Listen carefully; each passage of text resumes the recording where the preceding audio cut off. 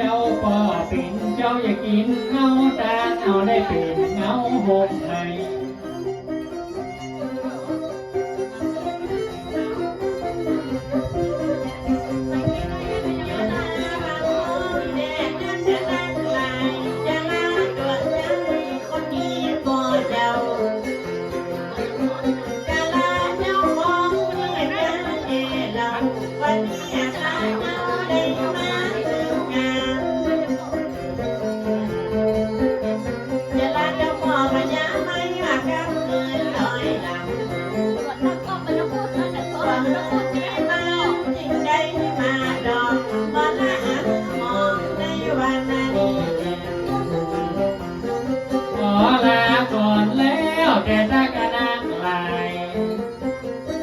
เจ้าป่อพญาไหมก็เป็นที่สาที่ไว้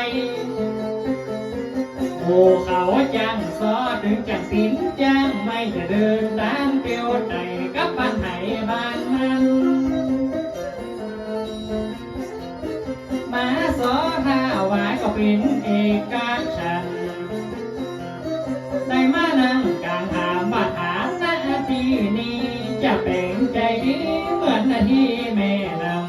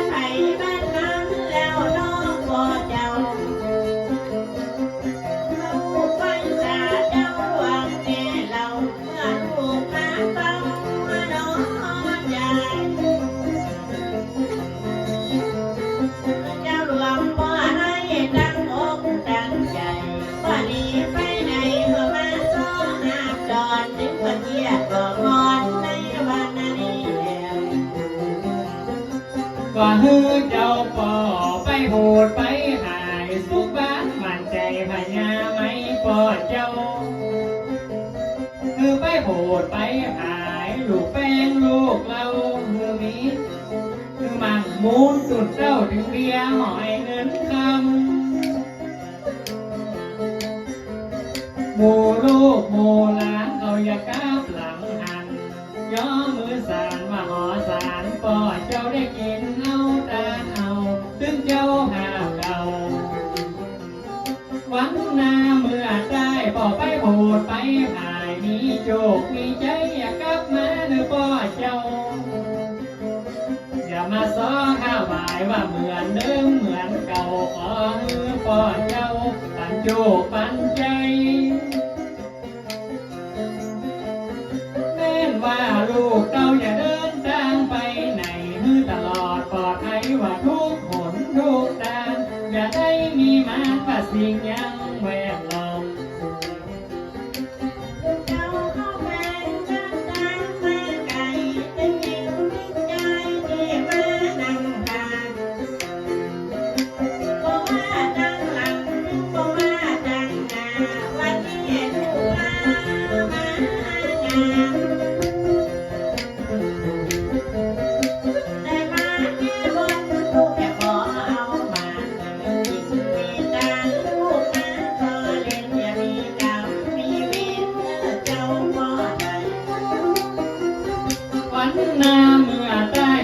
พิธีบวงสรวงว่าสมเพื่อควรเอาจังโซน้องลาปอดโดนคิดโดนใจว่าเจ้าอ่านต่างมาเอาลูกลามาช่วยซ้อมถึงสถาพี่น้องว่าเจ้าบ้านสุขก่อน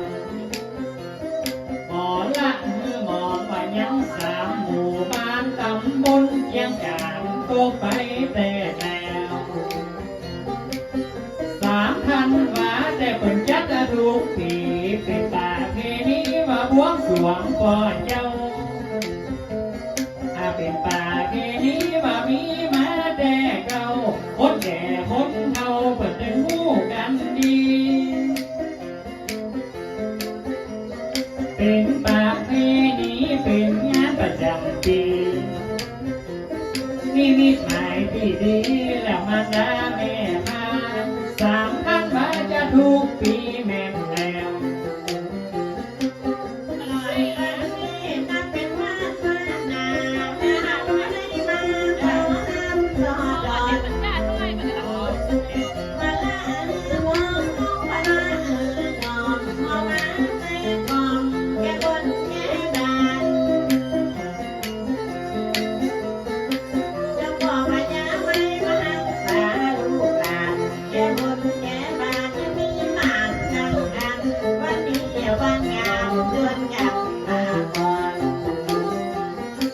วันนี้บ่จ้า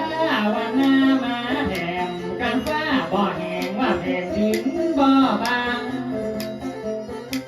วันหน้าวันตายอย่ากลับมาแถมคังอย่ามามันอย่าจำหน้าทุกคนที่ไหนมีฟ้ามันย่อมมีฝนลาทุกคนว่าแล้วยังใจลาเจ้าพ่อว่าเนี้ยไหมในวันนี้แล้วบอกให้บอกพี่ก่อยเอาก่อนกันนอง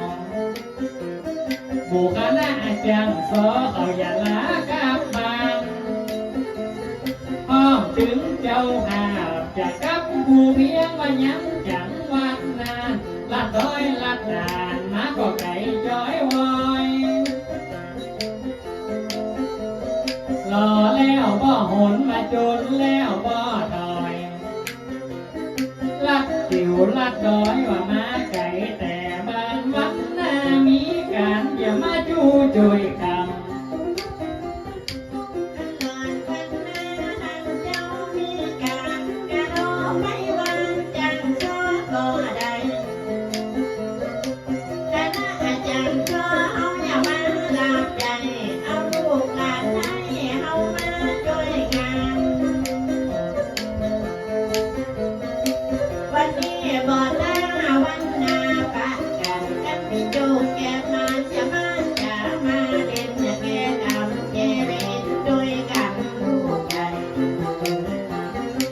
วันหน้าเมื่อได้พี่น้องมีการบวชเด็กเป็กหลานก่อยไปหวานก็ได้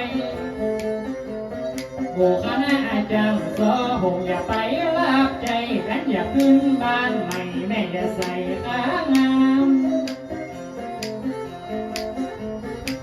ว่าบทสุดท้ายอย่าโจกอาวาสานขอเลิกละกันว่าไว้เพียงเท่าอีกา